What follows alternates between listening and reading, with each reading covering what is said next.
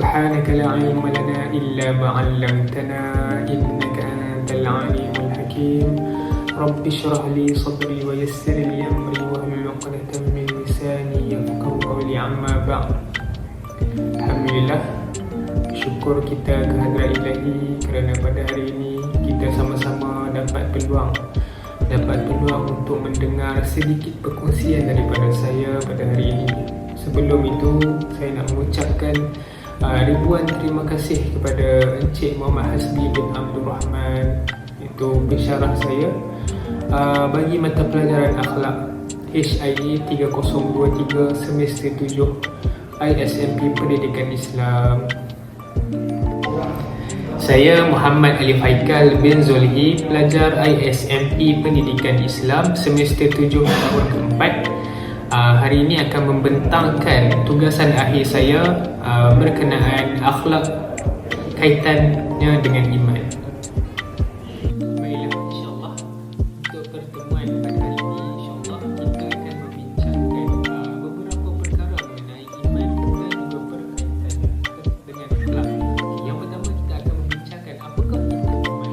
Yang kedua, hubungan antara iman dan juga akhlak. Yang ketiga, adakah orang yang berakhlak mulia tapi tidak memiliki iman diterima oleh Allah akhlak tersebut. Dan yang terakhir, bagaimana untuk membentuk akhlak yang mulia mengikut hukum syarak, mengikut batas-batas yang telah ditetapkan oleh agama Islam ini. Okey, insyaAllah. Baiklah, sebelum kita pergi lebih mendalam, elok kiranya kita menelusuri perkara-perkara yang sepatutnya kita tahu dahulu. Itu apakah pengertian kepada iman? Okey, apakah pengertian kepada iman? Okey, iman menurut Kamus Dewan Bahasa ialah satu keyakinan terhadap wujudnya Allah Subhanahu Wa Taala dengan hati, yang dilafazkan dengan kata-kata dan dilaksanakan dengan amalan. Okey, kemudian kita tengok pula takrif kedua. Takrif kedua iman ialah iman dari segi bahasa membawa erti percaya.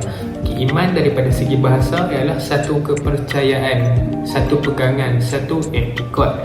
Okay, dalam konteks penghayatannya di dalam kalangan umat Islam, iman membawa maksud mengaku dengan lidah, membenarkan dengan hati dan mengamalkan dengan amalan, mengamalkan dengan anggota. Okey, jika seseorang itu beragama Islam, dia beriman kepada Allah Subhanahu Wa Taala, dia mesti mengaku dengan hati dia bahawa dia beriman kepada Allah Subhanahu Wa Taala. Kemudian yang kedua, dia mesti mengaku dengan lidah dia bahawa dia beriman kepada Allah Subhanahu Wa Taala.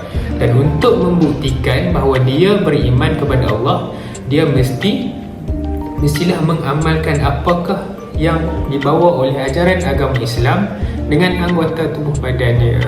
Okay, kemudian kita tengok dalam erti kata lain, seseorang yang mengaku dengan lidahnya mengenai keesaan dan kekuasaan Allah mestilah membenarkannya dengan hati dan juga melaksanakan segala perintahnya serta meninggalkan segala larangannya.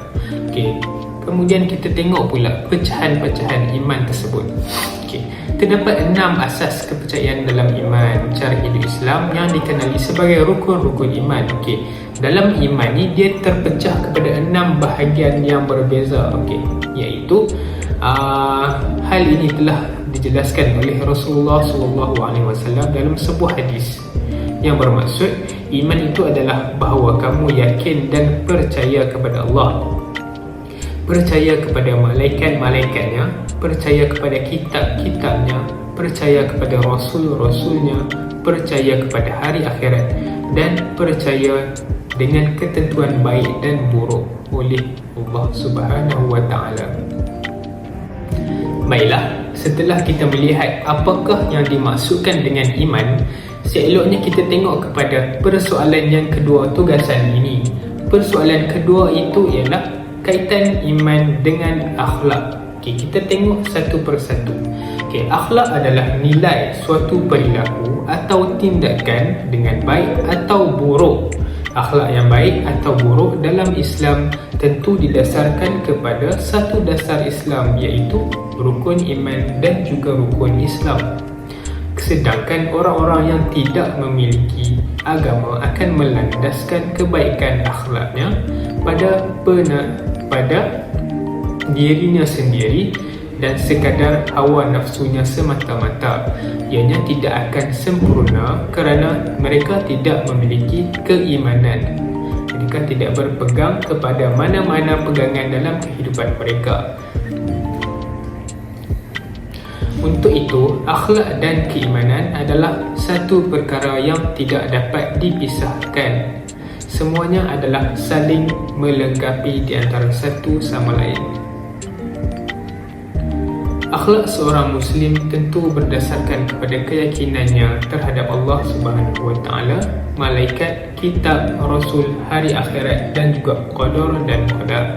Dengan adanya hal tersebut, seorang Muslim akan mengatur akhlaknya bagaimana sesuai dengan aturan Allah Subhanahu Wa Taala, sesuai dengan kehendak Allah Subhanahu Wa Taala dan apa yang telah disampaikan oleh Allah melalui Al-Quran dan juga para rasulnya. Mereka akan menilai akhlak yang buruk jika tidak sesuai dengan apa yang disampaikan oleh Allah Subhanahu Wa Taala. Apakah kaitan iman dan juga akhlak? Okey, kita pergi kepada poin yang pertama, iaitu iman menjadi dasar kepada perilaku seseorang. Iman adalah dasar perilaku ataupun dasar kepada satu akhlak seseorang.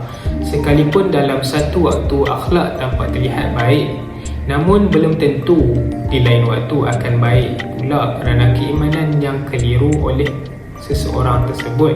Untuk itu, iman haruslah diasah terlebih dahulu dengan benar dan selari dengan kehendak agama. Jika tidak, keimanan dan juga akhlak seseorang tersebut adalah tidak selari dan menyeleweng. Kemudian yang kedua, akhlak adalah bukti keimanan seseorang tersebut.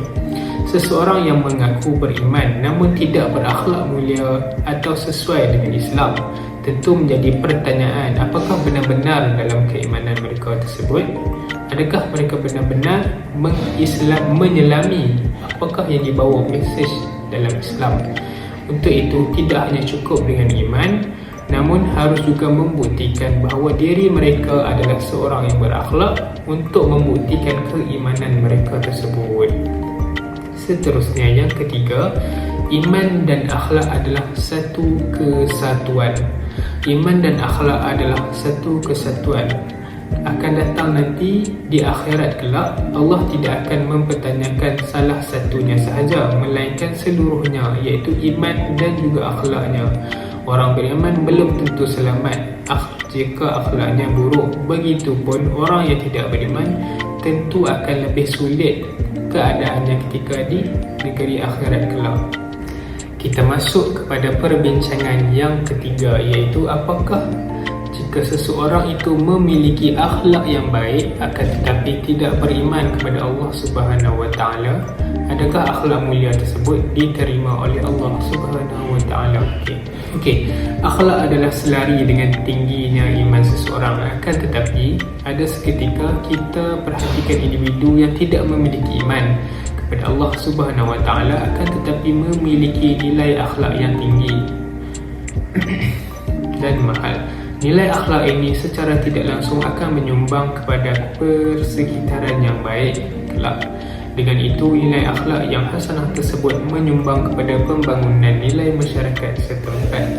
Sebagai contohnya yang saya dapat bawa, suatu ketika dahulu ada seorang bapa saudara Nabi bernama Abu Talib. Abu Talib merupakan antara individu yang memiliki nilai akhlak yang tinggi semasa permulaan dakwah baginda ketika berada di kota Mekah. Kerana apa saya cakap dia memiliki satu nilai akhlak yang baik untuk menjadi rujukan? Boleh kita tengok pada contoh yang saya bawa ni. Antara bukti yang menunjukkan bahawa dia adalah seorang yang memiliki akhlak yang tinggi ialah yang pertama, dia bersedekah kepada Nabi Muhammad SAW untuk membantu baginda dalam menjalankan kerja dakwah baginda. Yang kedua, menyekat kemarahan kabilah daripada menyakiti Nabi SAW ketika mengadakan kerja dakwah.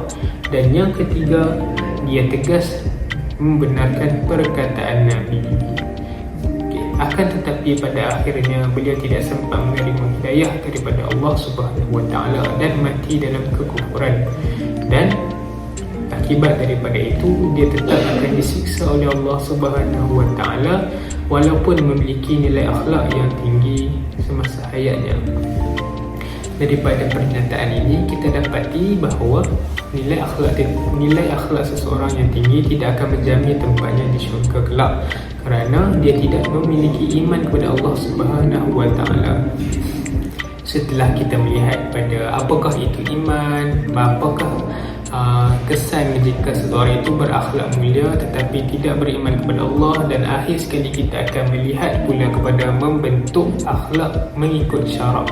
Apakah cara yang kita boleh gunakan untuk kita aplikasikan dalam kehidupan kita, dalam pengajaran kita, dalam kerjaya kita pada masa akan datang, untuk menerapkan satu nilai akhlak yang baik kepada anak murid kita pada masa hadapan.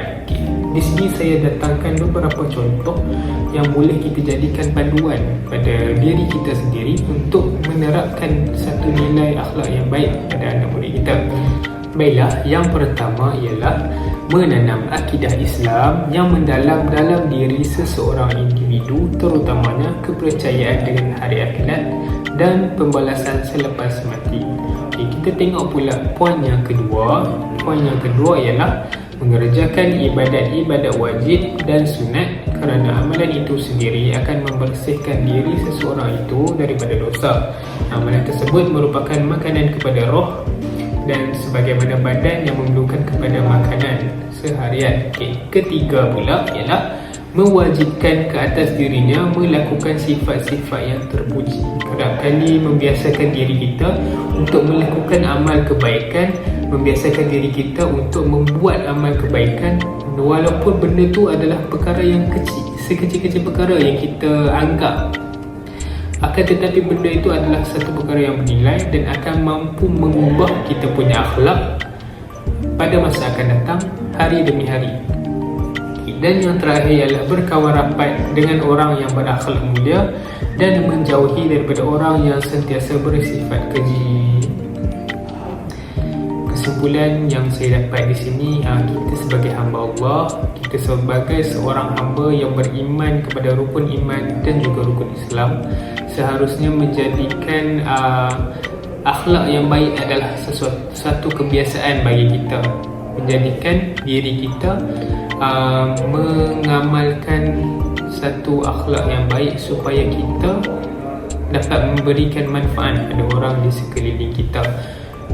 Bukan itu sahaja, jika kita mengamalkan sifat akhlak yang baik, kita juga akan memudahkan urusan kita di hari akhirat kelak.